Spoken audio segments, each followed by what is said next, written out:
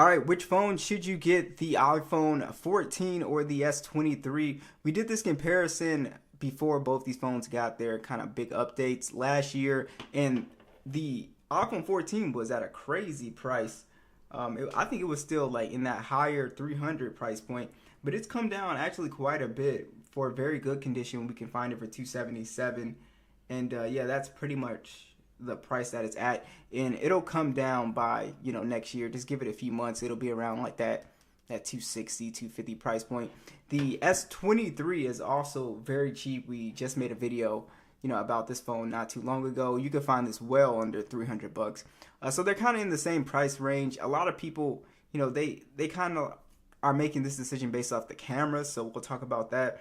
And yeah, so let's just go ahead and get started here. So first off, both phones look great. I think the design of both of these phones look really solid. There's things that I like about each design. I do like the matte finish on the S23. It always stays kind of clean. The 14 always stays clean too with its colors. Just this Apple logo can get really smudged up. But on the sides here, the iPhone stays very, very clean. The S23, you can kind of see like a little bit of smudges. But yeah, so it kind of has like the opposite thing going on for both phones here. But very nice designs on both, and they're about the same size, and in the hand they actually feel really good. So if you don't like big phones, you can one hand these phones pretty easy. So that is something that I really like. And of course you're going to be missing the telephoto lens on the 14. So it only has 2 cameras, and we'll talk about that. But that's pretty much it for the hardware. There's not really a big weight difference. They're about the same weight. Both phones do have IP68 dust and water resistant as well. Alright, so let's talk about the displays. You have a very good display on both. There are some things that I've noticed about each display. So the iPhone 14 actually has a pretty good display. It's very high resolution as well too for its size. It's a 6.1 inch Retina XDR OLED panel.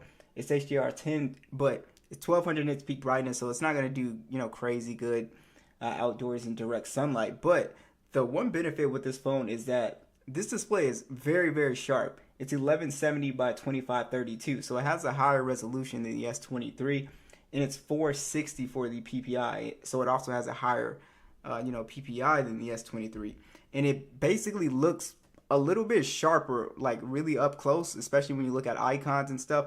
At this distance, like how you would normally hold it, they both look the same.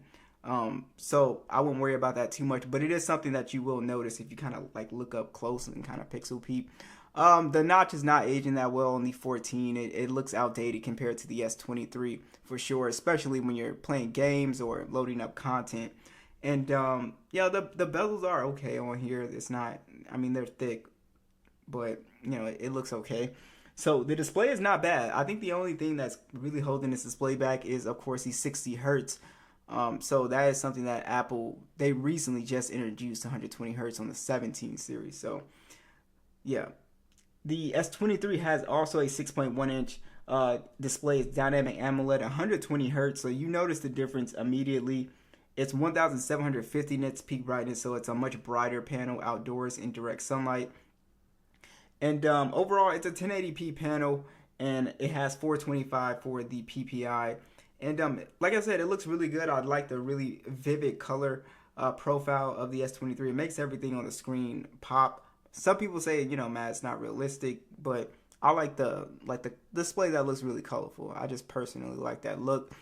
And yeah, the display, I would choose the S23 for sure. But yeah, the iPhone is very sharp. Like it looks like crystal clear up close because you just have such a high resolution and high PPI on a smaller screen. Talk about these specs a little bit more here. The iPhone 14 has iOS 26 currently with the Apple A15 chip. We have 128 gigs of internal storage and 6 gigs of RAM. The S23 has Android 16 One UI 8, and we have the Snapdragon 8 Gen 2, 128 gigs and 8 gigs of RAM. And if you get the 256 gig version, you get the UFS 4.0 as well. As you guys can see, the iPhone is going to come on top in the single core, and also it's going to come out on top in the multi-core score. So when we talk about speed here, yes, the iPhone is pretty fast, but the 60 hertz kind of limits how fast it feels. So when you're launching apps and like looking at the animations and scrolling, the S23 does look a little bit quicker.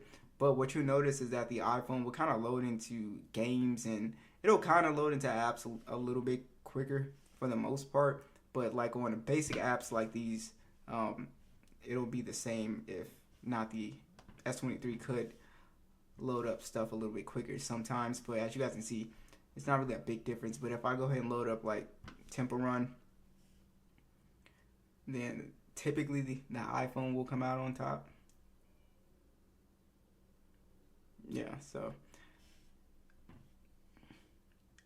the iPhone, it is fast, but it just kind of doesn't feel as smooth as like the back animations don't really feel as smooth. So I mean, it's not like a big deal, but it is something that you will kind of notice. But I guess if you've never had a 120 hertz display, you probably don't care anyway, if you like watching this from an iPhone or something like that. But yeah, I would say at speed, the iPhone is going to come out on top in benchmarks. But yeah, it's not really going to feel faster than the S23 at all. Let's check out your Wildlife Extreme results. So you also have actually a better score on the S23 for GPU performance here, which is nice. So I would say in general, and also another area where the 120 hertz comes into play is if you're trying to do any type of competitive gaming. All right, so as you guys can see, the S23 can play at 120 frames. It's very smooth. We have no heating problems on the 8 Gen 2. And yeah, your gaming experience will actually be a lot better on the S23, in my opinion. The iPhone does a very good job with gaming as well. So games like, PUBG, Genshin, Call of Duty work really well. The only thing is you're going to be limited to 60 frames, so it's not going to feel as, fast as the S23. But again, you still get a very good gaming performance with the iPhone 14. So if you do want to do PUBG, Genshin, and Call of Duty, you can definitely do that. Emulators. It just comes down to, whether you need the 120 frames or not. And the benefit that the S23 has is that this phone actually does have AI features. Because Apple did not give the older iPhones more RAM, they cannot do Apple Intelligence. So as you guys can see, we do have Galaxy AI. We don't have all the features, but we have a lot of the great features here, like the live translation, writing assist, and the photo assist. We have the updated Gemini, which the iPhone really needs. Siri is very bad, but I would say even Apple Intelligence is still pretty bad. But the updated Gemini is extremely good. You have circle to search on here as well too. So that's one of the benefits of the S23, is that you actually get AI support on an older device. Let's check out the speakers. We're at max volume.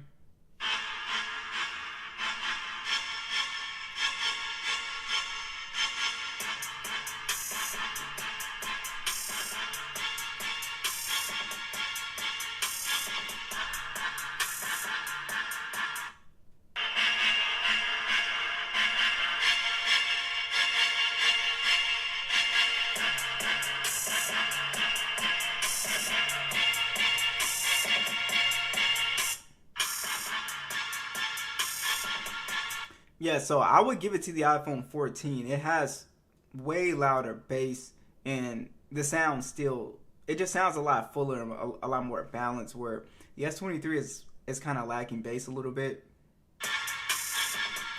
Like, you can hear the kicks pretty well. And it overall sounds like very good, like the sound quality. It sounds flat in comparison.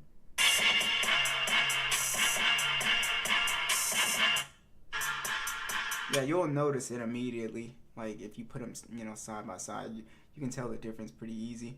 So yeah, I would give it to the 14 here for sure. One thing that I really like about Android devices in general, so if you do decide to, switch to a Galaxy phone, the fingerprint scanner is great. You have the ultrasonic fingerprint scanner. It's super fast. You can also use Face Unlock too. But I prefer this because it works better, especially like at night. Sometimes if you have the iPhones kind of standing up, it can kind of like not register the Face ID. Then you have to put in a passcode.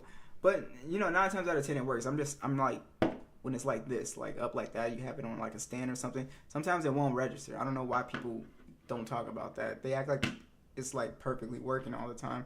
I don't know what it is. Maybe it's just me. All right, so let's talk about the camera quality. I'll show you guys some side-by-side stills and video. So basically you have a dual camera setup on the 14. It's a 12 megapixel standard, 12 megapixel ultra wide. You can shoot in 4K 60, and then you have a 12 megapixel selfie that also shoots in 4K 60. The S23, on the other hand, it has a 50 megapixel camera for the main lens, 10 megapixel telephoto, so you get 3 times optical, up to 30 times zoom. And then you also do get a 12 megapixel ultra wide. It can actually shoot in 8K 30, and then we also have a 12 megapixel selfie that shoots in 4K 60. Check out the side-by-side stills and video.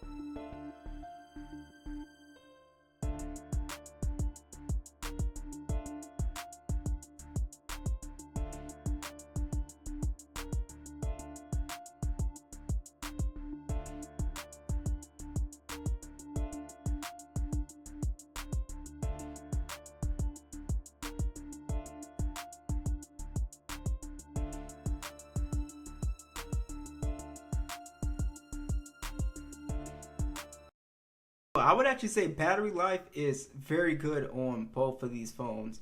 I think my 14 still has really good battery health if you don't charge it. Yeah, it's 99% battery health. I think when I bought this, either the battery got swapped out, but yeah, it has really good battery health. The S23 does a pretty good job. Usually, when I look at the comments, everyone is very happy with the S23 battery life. So I wouldn't make this a major purchasing decision because you can pretty much get all day battery life between both of these phones, very easily. If you're not, well, I would say even if you're doing a little bit of gaming, you could still get, I think, a day's battery life. I feel like you can easily get kind of 6 hours of screen on time out of these phones. But if you guys own either of these phones, let me know how your battery is. As far as the battery specs go, for the S23, it's 3,900 milliamps, 25 watt charging, wireless and reverse wireless charging. The iPhone, it does have a 3,279 milliamp hour battery, and then you also do have that MagSafe capability as well too, so you can use the MagSafe accessories, and it does have, of course, wireless charging as well. So that is pretty much it, guys. Be sure to let me know which phone are you going with.